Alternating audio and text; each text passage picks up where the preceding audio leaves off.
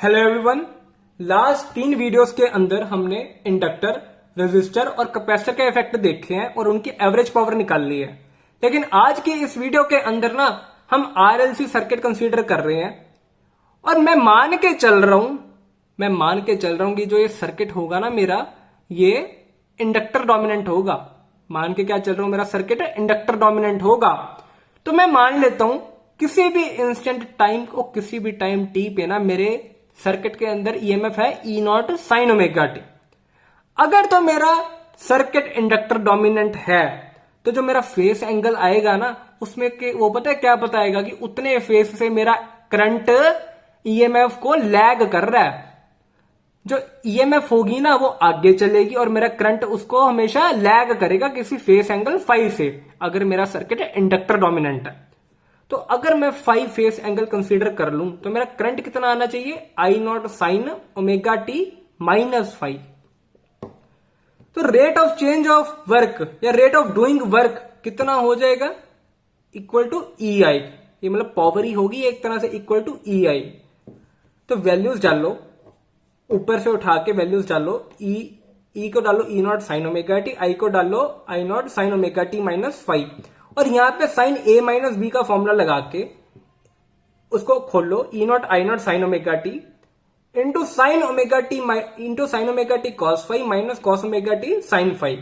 ये लिखा। इन दोनों को अलग अलग कर लो, कुछ इस तरह बन जाएगी वैल्यू। ठीक है। अब वर्क डन फाइंड करना है over an entire cycle. Work done किस पे फाइंड करना है, ओवर एन एंटायर साइकिल। तो 0 से W तक इंटीग्रेट करो वर्क को। ठीक है, यहां पे बन जाएगा आपका वर्क और एक कहां से कहां तक आएगा, 0 से T तक। ये वैल्यू को हमने इंटीग्रेट करना है, 0 से T तक ये वैल्यू को हमने इंटीग्रेट करना है। अब पहली वैल्यू में लिखूं, अगर integrate 0 to T E not I not sine square omega T cosine 5 dt minus E not I not sine 2 omega T sine 5 dt। और साइन 2 ओमेगा टी बन गया था ऊपर, ये ध्यान दे लेना यहाँ पे 0 से T। अब फिर मैं वही बात बोलना चाहता हूं, अब ध्यान से देखना, जो साइन 5 है, ई नॉट है, आई नॉट है या 2 है, वो मेरे हिसाब से ना एक कांस्टेंट वैल्यूज है, क्योंकि टाइम के साथ वेरी नहीं कर रही ये, क्योंकि maximum E not maximum value है ईएमएफ की, आई नॉट मैक्सिमम वैल्यू है करंट की। तो ये तो वेरी नहीं कर रही टाइम के साथ, क्योंकि मैक्सिमम वैल्यू तो मैक्सिमम ही रहेगी।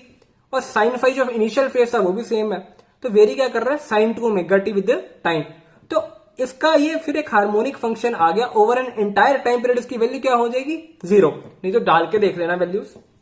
ठीक है। अब जो पहला पार्ट होगा वो इसको ध्यान से देख लो, E not I naught cosine 5 constant value से इनको बाहर निकाल लो। ठीक है। और फिर साइन स्क्वायर ओमेगा टी का इंटीग्रेशन कर देना, आपकी वैल्यू कुछ इस तरह आ जाएगी, E not I naught cosine 5 into T by 2। अब average power over an entire cycle क्या आ जाएगा, वो पावर आ जाएगी net work done by total time taken. तो ई not I naught cosine 5 into T by 2, जो ऊपर आ रहा था वर्क लिखा मैंने net work, divide by total time period T. तो ये वैल्यू कट कट आगे आ जाएगी E not I naught cosine 5 by 2। और 2 को मैं इस तरह लिख सकता हूं under root 2 into under root 2। E not by under root 2 क्या हो गया, EV. I not by under root 2 क्या हो गया, आईवी। ईवी आईवी क्या थे, आरएमएस वैल्यूज ऑफ एसी। ठीक है, आरएमएस वैल्यू है। आरएमएस मतलब वो स्टेडी वैल्यू जो मैं करंट, जो मैं सर्किट में दूं, वो same amount of heat produce करते हैं सर्किट में। तो ये ईवी आईवी क्या है, आरएमएस वैल्यूज या virtual values. EV IV cosine 5, ये क्या ईवी आईवी कोसाइन 5 क्या आ गई, average power in an RLC circuit. अब इस वीडियो को बेस रख के आगे आने वाले वीडियोस में हम रेजोनेंस, आरएलसी सर्किट की रेजोनेंस डिस्कस करेंगे। और ये सीरीज सर्किट के बारे में मैंने एक्सप्लेन किया सारा। आरएलसी सर्किट के हम ऑसिलेशंस के बारे में, आरएलसी सर्किट के हम रेजोनेंस के बारे में पढ़ेंगे और क्वालिटी फैक्टर के बारे में पढ़ेंगे। और उसके बाद आपको बताएंगे कि रेडियो या रिमोट टेलीविजन का जो रिमोट होता है वो किस तरह काम करता है।